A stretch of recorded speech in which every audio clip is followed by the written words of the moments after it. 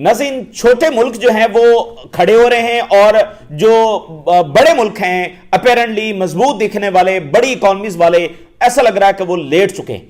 नाज़रीन, श्रीलंका के हवाले से बड़ी खबर सामने आ रही है। श्रीलंका ने रिफ्यूज कर दिया है अमेरिका को अपनी मिलिट्री बेसिस देने के हवाले से। बहुत बड़ा ये फैसला है और श्रीलंका छोटा सा मुल्क है, छोटा सा रकबा है, 23 मिलियन के करीब उसकी आबादी है, ज्यादा आबादी नहीं है, ज्यादा बड़ा मुल्क नहीं है और डैमेज इकॉनमी है। आपको पता है कुछ अर्सा पहले तो वो दिवालिया हो गए थे, जो भी क्राइसिस जब वहां पर आया। तो इस सब के बावजूद जब वो श्रीलंका इतना बड़ा स्टैंड ले रहा है, इससे पहले स्पेन ने रिफ्यूज किया है अमेरिका को अपनी बेसिस देने से। और स्पेन जो है वो जाहिर है एक बड़ा मुल्क है और साबिक इससे पहले वो एम्पायर भी रहा है और फिर यूरोपीय यूनियन का मेंबर है। तो स्पेन तो एक बड़ा मुल्क है, लेकिन फिर भी उसने जब रिफ्यूज किया और लेकिन उसके बाद जब श्रीलंका दूसरा मुल्क बन गया है जिसने अमेरिका को रिफ्यूज किया, तो श्रीलंका का ये जो फैसला है ये सब के लिए एक मिसाल होना चाहिए। ईरान के हमसाया ममालिक जो कि एक लॉन्च पैड बन चुके हैं ईरान के खिलाफ, या तो देखें आप न्यूट्रल रहें और आपकी सॉइल जो किसी के खिलाफ इस्तेमाल नहीं होनी चाहिए, चाहे इंटेलिजेंस हो, चाहे लॉजिस्टिक सपोर्ट हो, चाहे वो इंफॉर्मेशन गैदरिंग हो, चाहे वो रिफ्यूल टैंकर्स आपसे उड़ें, चाहे जेट्स आपसे उड़ें, चाहे आपकी एयर स्पेस हो, हर लिहाज से फिर आपको जब वो न्यूट्रल होना चाहिए और फिर आपके रिसोर्सेज किसी भी अंदाज में इस्तेमाल नहीं होने चाहिए। तो या तो फिर आप ये हो जाएं, जब आप ईरान से ये कहते हैं कि वो ना करे तो फिर आप भी ना करें। अगर आप कहते हैं कि आपको दिफा का हक है तो फिर ईरान को भी दिफा का हक है। ईरान तो एक छोटा मुल्क है, कमजोर मुल्क है सुपर पावर के मुकाबले में, और वो एक सर्वाइवल की जंग लड़ रहा है। और सर्वाइवल की जंग में आप फिर हर हद तक जाते हैं, हर दायरे को आप क्रॉस करते हुए जाते हैं। आप किसी लिमिट के अंदर रहकर अपना सर्वाइवल की जंग नहीं लड़ सकते। तो ये एक श्रीलंका के हवाले से बड़ी खबर है। इसी दरमियान 68th वेव जब ईरान ने लॉन्च कर दी है, अनप्रेसिडेंटेड है, इसकी मिसाल नहीं मिलती तारीख के अंदर। एक तरफ आप देखते हैं कि नेतन्याहू का नाम तक नहीं ले सकते वो इलामिया के अंदर, एक तरफ ईरान है जो आज 68th वेव इजराइल के ऊपर फायर कर रहा है। और पिछले कुछ घंटों के अंदर तो एस्केलेशन बहुत बड़ी है, यानी अगर हम पिछले 16 घंटों का हिसाब लगाएं तो ये चौथी वेव है जो ईरान फायर कर रहा है। और हर वेव के अंदर भी डिफरेंट ऑपरेशन शामिल होते हैं, यानी वेव से मुराद ये नहीं है कि एक ही बार जो मिसाइल फायर कर दी। एक वेव सम टाइम जब वो 1 घंटा 2 घंटे तक भी जारी रहती है, उसके अंदर डिफरेंट साल्वोज जो होते हैं वो फायर किए जाते हैं। सो 68th वेव जब फायर की गई है, जो इसराइल की इंटीरियर मिनिस्ट्री है उसको निशाना बनाया गया। ये इंपॉर्टेंट है, इजराइल की इंटीरियर मिनिस्ट्री को ईरान की जानिब से निशाना बनाया गया है। वाई? क्योंकि वो ईरान की इंटीरियर मिनिस्ट्री को, हर तरह की मिनिस्ट्री को, एडमिनिस्ट्रेशन को, पुलिस स्टेशन को, गवर्नमेंट बिल्डिंग्स को, इनको निशाना बना रहे हैं, क्योंकि वो एक कोलैप्स चाहते हैं ईरान का, और ईरान का जो एक मुकम्मल रियासत का ढांचा है उसको वो तबाह कर रहे हैं। वगैरह पुलिस लड़ रही है, पुलिस स्टेशन को क्यों निशाना बनाया जा रहा है, और पहले दिन से निशाना बनाया जा रहा है। तो अब ईरान जो है वो इजराइल के अंदर इंटीरियर मिनिस्ट्री को निशाना बना रहा है। जो F-35 गिरा है और उसकी बाकायदा वीडियो ईरान ने जारी कर दी है, इसको एक बहुत बड़े वाकई के तौर पर देखा जा रहा है और बहुत बड़ी ह्यूमिलिएशन जब वो सुपर पावर की हुई है। हिजबुल्लाह जो है वो बारिश कर रही है इजराइल पर, बाकायदा बारिश जब हिजबुल्लाह की जानिब से जारी है। चाइना ने घेर लिया ताइवान को, मजीद वॉरशिप्स, मजीद वॉर प्लेन्स है वो ताइवान की तरफ भेजे हैं। चाइना देख रहा है कि उसके लिए मजीद सूटेबल कंडीशंस पैदा हो रही हैं।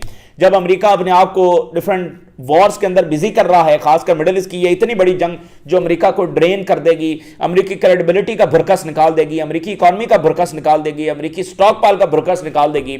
और देखें अमेरिका के अंदर भी जो सबसे बड़ी बैटल जारी है कि लोग तो पहले ही जंगों के खिलाफ थे, जब ये जंग खत्म होगी तो उसके बाद अमेरिकन पब्लिक ओपिनियन कहां पर खड़ी होगी जंगों के खिलाफ, वो तो और आगे जा चुकी होगी। तो जो नई एडमिनिस्ट्रेशन आएगी उसके पास कोई ऑप्शन नहीं होगा मजीद जंगों में जाने के लिए, सही है ना। तो चाइना के लिए यहां पर मजीद जो सूटेबल कंडीशंस है वो पैदा हो रही हैं। उर्दगान का जो मैसेज आया है ईद के हवाले से वो मैं पहले आपके साथ शेयर करता हूं, फिर कुछ और इंपॉर्टेंट हेडलाइंस हैं। उर्दगान ने ईद के ऊपर मैसेज ये जारी किया है कि मिडिल ईस्ट इस वक्त खोल रहा है, ठीक है ना, खोल रहा है। और जैसा कि सब जानते हैं कि इसराइल ने लाखों लोगों के ये मरने का जिम्मेदार है और इसको इसकी कीमत चुकाना पड़ेगी, मुझे इसमें कोई शक नहीं है। उर्दगान कह रहा है कि मुझे इसमें कोई शक नहीं है कि इसराइल को इसकी कीमत जो वो चुकाना पड़ेगी। ओआईसी में इस वक्त एक ही लीडर नजर आ रहा है, वो उर्दगान है। जाहिर है वो जो शाम में गलतियां हुई, बाकी सारी चीजें अपनी जगह पर है और उस पर हम बात भी करते रहे, लेकिन अगर इस वक्त कोई थोड़ा सा रेजिस्ट कर रहा है, थोड़ा सा खड़ा हो रहा है। अली लरजानी की कंडेमनेशन उन्होंने की, ईरान पर हमले की कंडेमनेशन उन्होंने की, इलीगल वॉर उन्होंने करार दिया है, ठीक है ना। सो अगर कोई लीडर इस वक्त ओआईसी वर्ल्ड में है तो वो उर्दगान है। अच्छा, एमबीएस से उम्मीदें हैं कि एमबीएस जो है वो कोई स्टांस लेंगे, सही है ना, तो उनसे काफी उम्मीदें हैं, लेकिन उर्दगान इस वक्त जब वो बहरहाल खड़े हुए हैं। अब इसी दरमियान जरा श्रीलंका के हवाले से हेडलाइन देखिए कि Sri Lanka turns down US request to deploy armed aircraft. America ने कहा कि हम यहां पर ग्राउंड एक्सेस चाहते हैं, श्रीलंका ने इसको बिल्कुल रिफ्यूज कर दिया, यानी वो एम्पायर के सामने खड़े हुए हैं और एम्पायर के सामने जब वो लेटे नहीं है। तो श्रीलंका का ये रिफ्यूजल इस बात का सबूत है कि जो आपकी सिक्योरिटी होती है वो 12,000 किलोमीटर दूर बैठा कोई मुल्क आपकी सिक्योरिटी नहीं करेगा। आपकी सिक्योरिटी आपके रीजन के साथ जुड़ी हुई है। अगर आप अपने ही रीजन के ममालिक के साथ बिट्रेल करेंगे, उनको धोखा देंगे, उनके लिए लॉन्च पैड बनेंगे, तो कल को फिर आपके लिए भी कोई सिक्योरिटी नहीं होगी, सही है ना। अच्छा, अब बड़ी इंटरेस्टिंग रिपोर्ट मैं आपके सामने शेयर करने जा रहा हूं। MI6 बरतानिया, उसके जो साबिका सरबराह हैं वो क्या बात कर रहे हैं। यानी ये रिपोर्ट्स इसलिए गैर मामूली होती हैं कि ये उन लोगों की हैं जो सिस्टम के लोग हैं, जिन्होंने जंगें लड़ी हैं, जिन्होंने सिस्टम को देखा है, अमेरिकी, बरतानवी, यूरोपियन, नेटो, इनकी ताकत क्या है, इनकी कमजोरियां क्या हैं, इस सब को अंदर से देखा है और खुद उसको सुपरवाइज किया है। तो इनकी बातें सबसे ज्यादा अहमियत रखती हैं। तो MI6 के सरबराह जो है वो कह रहा है कोई ऑप्शन नहीं है हमारे पास स्ट्रेट ऑफ हॉर्मुज़ को खुलवाने का। इंतहाई गलत फैसला अमेरिका की जानिब से ईरान पर हमले का किया गया है, इंतहाई गलत वॉर है जो छेड़ी गई है। उन्होंने कहा अल्टीमेटली अमेरिका और उसके इत्तेहादियों को ईरान की डिमांड्स के ऊपर सरेंडर करना पड़ेगा। MI6 के सरबराह, farmer MI6 chief says Iran has forced US into strategic retreat. Iran ने मजबूर कर दिया है अमेरिका को कि वो पीछे हटेगा, उसको स्ट्रेटेजिक रीट्रीट करना पड़ेगा। और अभी हमने जो दो बड़े वाकयात देखे हैं, कि रशिया को ऑयल बेचने पर अलाउ करना और फिर ईरान को कहना कि ऑयल बेच लो, ये सबसे बड़े दो वाकयात हैं जो उनकी स्ट्रेटेजिक रीट्रीट का जो सबूत है। ईरान ने एसिमेट्रिकल वॉरफेयर लड़ी है, उनके पास कोई अमेरिका के मुकाबले में या इसराइल के मुकाबले में कन्वेंशनल मिलिट्री और एयरफोर्स तो नहीं थी, तो उन्होंने एसिमेट्रिकल जो वॉरफेयर है वो लड़ी है।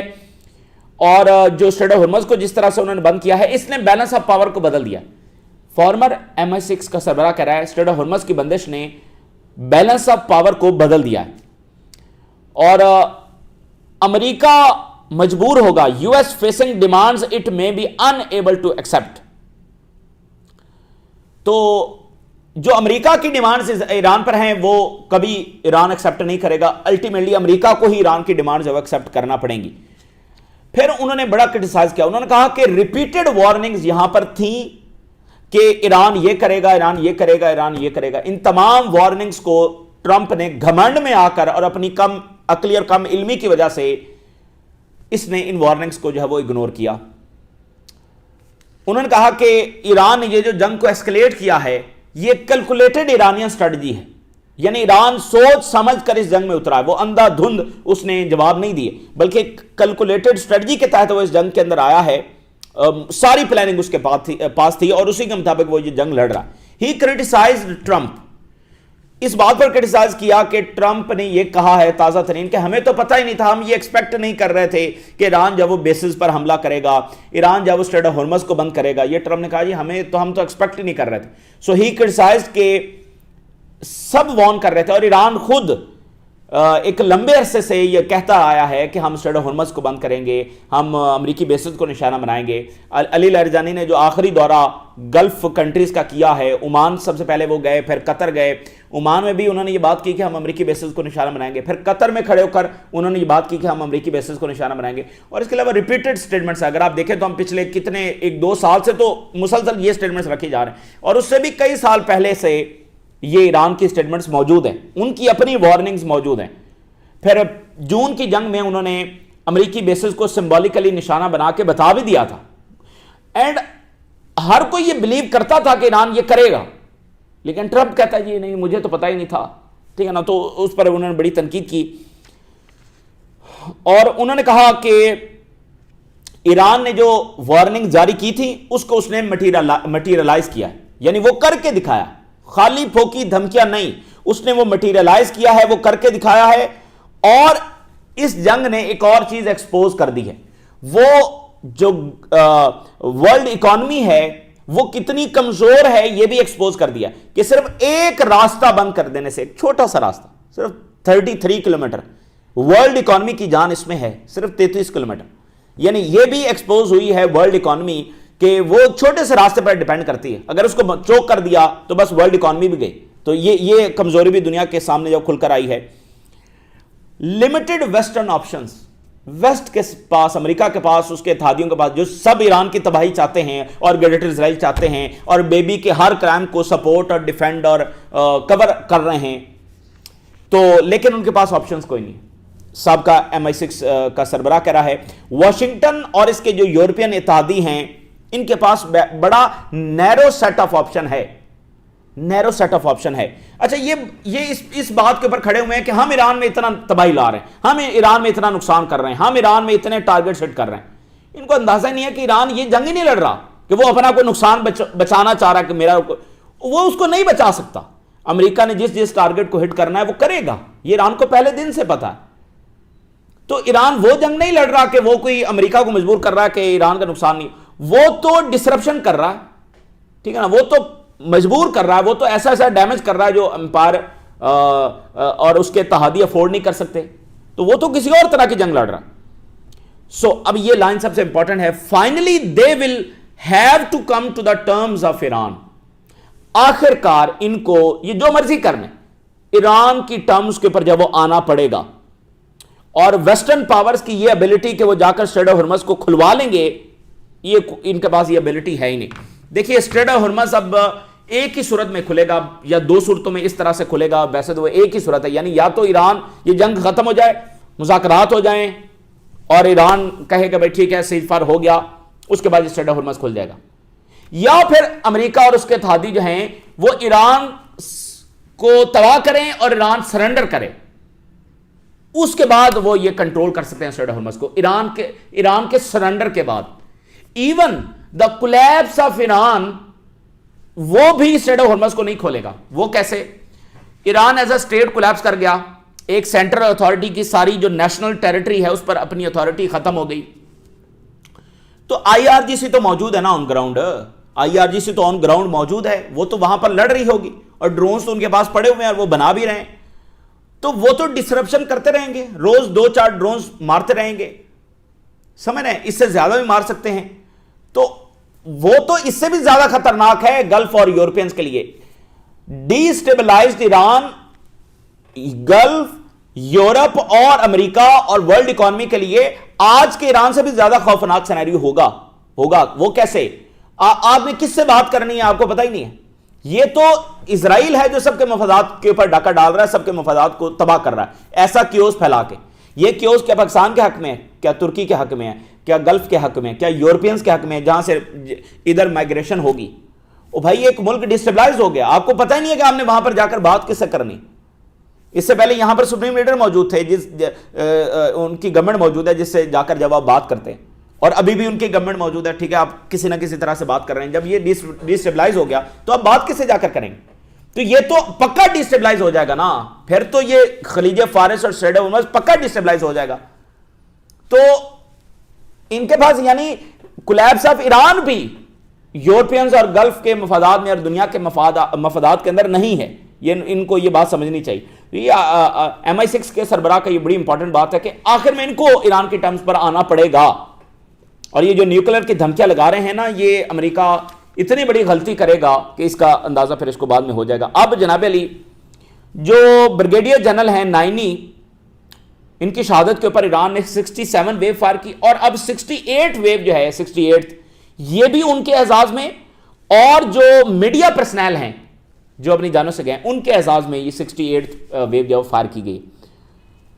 اور یہ جو جنرل نائنی ہیں یہ 4 ڈیکیڈز کی ان کی سروس ہے, 4 ڈیکیڈز 40 سال, تو بڑے سینئر کمانڈر تھے. تو جناب علی ایران کی نیول اور ایئر پاور نے یہ آپریشن کیا ہے اسرائیل میں, اور امریکی بیسز کو جو نشانہ بنایا گیا 68 ویو انہوں نے فائر کی, اور ڈرون سے اسرائیلی جو انٹیریئر منسٹری ہے اس کو براہ راست نشانہ بنایا گیا ہے. اور اسرائیل نے ایڈمٹ کیا ہے کہ جو ہائفا ریفائنری ہے اس پر ڈیمیج ہوا ہے, اور جو تل ابیب کے علاقے ہیں یہ بھی ڈیمیج ہوئے ہیں، یہ اسرائیل ایڈمٹ کر رہا ہے۔ IRGC victory is near, IRGC strike US bases Israeli military infrastructure in new missile barrage, فتح قریب ہے IRGC۔ اور جو ایران کے سپیکر ہیں انہوں نے F-35 کے اوپر جب وہ اسٹیٹمنٹ جاری کی ہے، انہوں نے کہا ہے کہ F-35 کو گرانے کا مطلب یہ ہے، یہ ایک ایسا سگنل ہے کہ کولیپس آف این آرڈر ہو چکا ہے۔ F-35 کا گرنے کا مطلب یہ ہے کہ ان کی یہ طاقت کا سب سے بڑا شاہکار تھا، ایک طرف ایئر پاور میں F-35 اور نیول پاور میں جرالڈ فورڈ، ٹھیک ہو گیا۔ So this is a collapse of order targeting F-35۔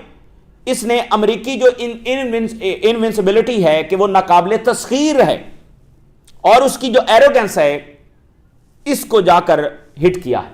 F-35 کا گرنا اس کی ناقابل تسخیر ہونے کا جو مت ہے اور یہ جو اس کی ایروگنس ہے اس کو جا کر ہم نے ہٹ کیا۔ یہ ایک سمبولک بہت بڑا ٹرننگ پوائنٹ ہے، اور جو ایک مت تھا کہ undetectable superior to all forms of power, یہ ہے، اس کو ہم نے شٹرڈ کر دیا، اس کو ہم نے اڑا کر رکھ دیا۔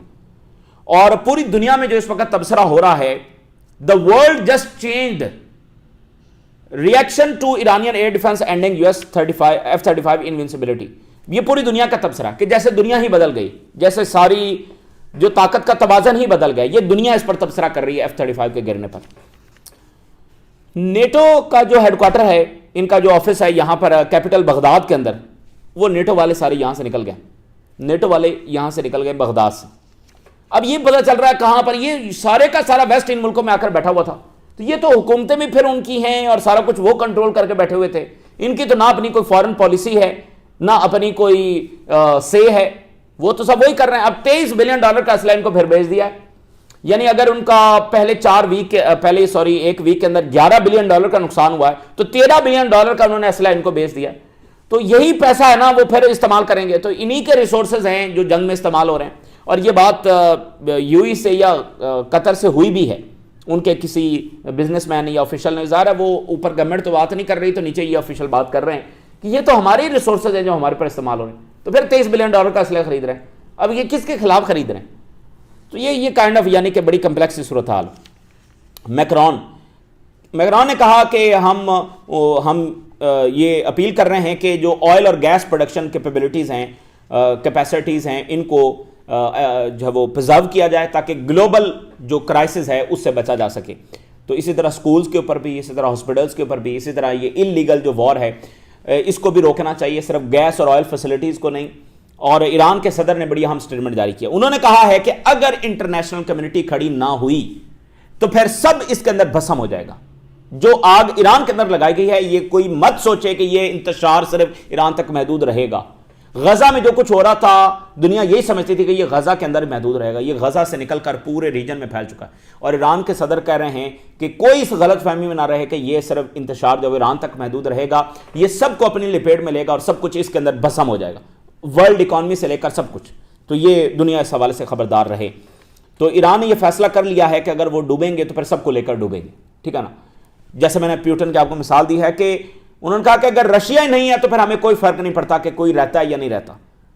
تو ایران نے بھی فیصلہ کر لیا کہ اگر ساری دنیا اتنی بڑی منافقت ان کے خلاف کر رہی ہے تو پھر وہ اپنے سروائیول کے لیے کسی بھی حد تک جائیں گے، اگر وہ ڈوبیں گے تو پھر سب کو لے کر ڈوبیں گے۔ اچھا، اب اسی درمیان جو ہے وہ امریکی کانگریس مین سٹیٹمنٹ، اب چونکہ عراق کی بھی برسی ہے نا، عراق پر جو جنگ چھیڑی گئی تھی بش نے، جو نتنیاہو کی وار تھی، جو بعد میں ٹرمپ نے ٹویٹ بھی کیا کہ ہماری سب سے بڑی غلطی عراق وار تھی، اور عراق سے بھی طاقتور ملک اور رقبے کے لحاظ سے بھی، آبادی کے لحاظ سے بھی اور ملٹری کے لحاظ سے بھی ایران، اس کے اوپر خود ٹرمپ نے جنگ چھیڑ دی۔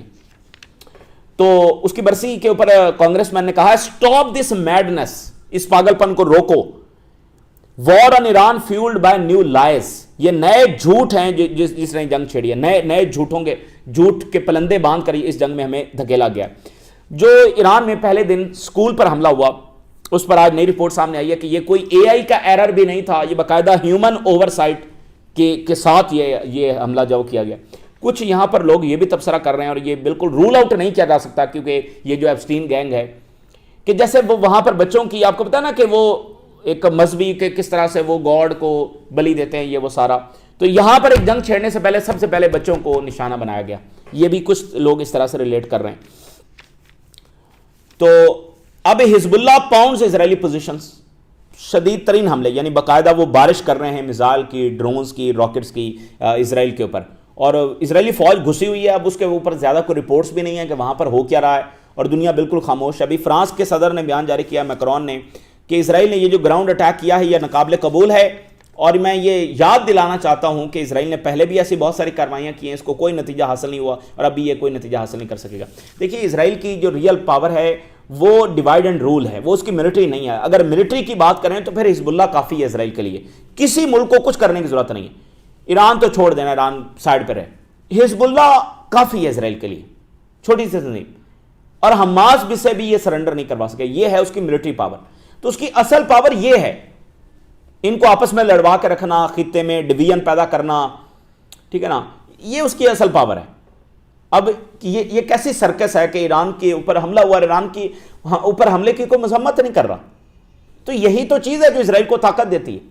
اور نتنیاہو اس پر دیکھ کر بڑا خوش ہو رہا ہوگا، اور اس کو یہاں سے راستہ مل رہا ہوگا کہ دیکھیں یہی راستہ جس میں اس نے چلنا ہے، کہ یہاں پر بمباری کرتے رہو، جنگ کو تھوڑا لمبا لے کر چلو، الٹیمیٹلی یہ مجبور ہوں گے ہی ہوں گے کہ گلف اور ایران آپس میں لڑ پڑیں. تو انہوں نے جو اعلامیہ جاری کیا اچھا پاکستان کے حوالے سے بڑی امپورٹنٹ خبر ہے.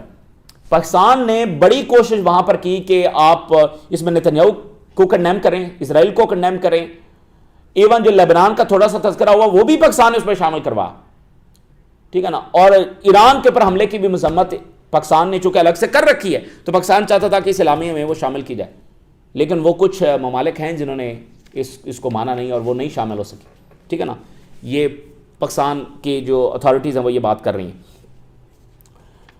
جناب علی اب یو ای میں کیا ہوا؟ یو ای یہ کہہ رہا ہے کہ جناب علی ہم نے حزب اللہ اور ایران سے لنک ایک جو نیٹ ورک ہے اس کو ڈسمینٹل کیا. اچھا جی، موساد کا جو ہے نا وہ نیٹ ورک وہ تو ڈسمینٹل نہیں کیا، البتہ حزب اللہ اور ایران کا ڈسمینٹل کیا. یہ بڑی خطرناک بات ہے کہ وہ یہ کہہ رہے ہیں کہ اچھا اس سے پہلے کویت نے کہا کہ یہاں پر حزب اللہ نے کہا بھائی ہم ادھر کچھ بھی نہیں، ہم نہیں ہیں کویت میں. اب یو ای والے کہہ رہے ہیں نہیں حزب اللہ ادھر بھی ہے. تو یہی تو اسرائیل چاہتا ہے کہ نہیں حزب اللہ سے اس کو بھی خطرہ ہے، حماس سے اس کو بھی خطرہ ہے، فلاں فلاں. یورپین کونسل کی بھی سن لیں. ہم ایران کو کہتے ہیں کہ وہ یہ ظلم بند کرے اور ہیومن رائٹس کی رسپیکٹ کرے. اچھا برطانیہ نے ایک ڈیلیگیشن بھیجا ہے، سی این این کی رپورٹ ہے، برطانیہ نے اسٹریٹ آف ہرمز میں کھلوانے کے لیے برطانیہ اتر گیا. اور کیا کیا برطانیہ نے ایک ڈیلیگیشن بھیجا ہے، جنگی بیڑے نہیں بھیجے، ایئر کرافٹ کیریئر نہیں بھیجے، ایک ڈیلیگیشن بھیجا ہے، اور وہ امریکنز کے ساتھ مل کر کام کرے گا اسٹریٹ آف ہرمز کو کھلوانے کے لیے. یہ بالکل ویسے ہی ہے جیسے گرین لینڈ میں انہوں نے کسی نے ایک فوجی بھیجا، کسی نے 2 بھیجے، کسی نے 3 بھیجے. تو یہ وہی صورتحال فی الحال بنی ہوئی ہے. تو اب آپ یہ دیکھیں یورپین منافقت کے جو نتنیاہو کر رہا ہے OIC ممالک کے ساتھ، عرب ممالک کے ساتھ، فلسطین، لیبنان اور ایران کے ساتھ. ٹرمپ نے ابھی تھوڑا سا کہا ہے کہ ہمیں گرین لینڈ چاہیے، تو یورپ کی حالت کیا ہو گئی تھی. تو جو نتنیاہو کا فارمولا یہاں ہے اور ٹرمپ کا فارمولا یہاں مڈل ایسٹ میں ہے، تو وہی تو ٹرمپ کا فارمولا گرین لینڈ میں تھا. اگر یہ فارمولا مڈل ایسٹ میں ٹھیک ہے تو یہ فارمولا گرین لینڈ میں کیسے خراب ہے؟ تو یہ بنیادی منافقت ہے. نتنیاہو نے کہا کہ 3 ہمارے مین گولز ہیں، اس کے بعد ہم جنگ روکیں گے. کون سے؟ ایران کے میزائل پروگرام کو ختم کرنا، ایران کے نیوکلیر پروجیکٹ کو ختم کرنا، اور ایسی کنڈیشنز پیدا کرنا کہ پیپل اوور تھرو کریں ایران کی گورنمنٹ کو. یعنی پیپل وہی کریں جو لیبیا کے لوگوں نے اپنے پاؤں پر کلہاڑی ماری اور اپنی خوشحالی کو اپنے ہاتھ سے اس کا گلا دبوچ دیا. اتنا خوشحال ملک لیبیا. تو اب ان کو سب سے بڑی تکلیف یہ ہے، اتنی بڑی تکلیف ہے ان کو کہ ایران کے لوگ متحد کیوں ہیں، یہ وہی کام کیوں نہیں کر رہے جو لیبیا کے لوگوں نے اپنے ہاتھ سے کیا. اور ادھر OIC کو دیکھیے، وہ کھلے عام اسرائیل کو یہ شیطانی کھیل ایران میں کھیلنے دے رہا ہے. شرعام روز نتنیاہو کہتا ہے کہ جناب علی جا کر جب وہ لوگ اوور تھرو کریں تو ڈی سٹیبلائز ہوگا ایران. تو پھر یہ کس کے حق میں ہے؟ ڈی سٹیبلائزڈ ایران کس کے حق میں ہے؟ تو جناب علی یہ اس وقت کی تازہ ترین ڈیولپمنٹس ہیں جو آپ کے ساتھ شیئر کیا. ہم نے راز لگا کریں اجازت دیجیے. اللہ حافظ.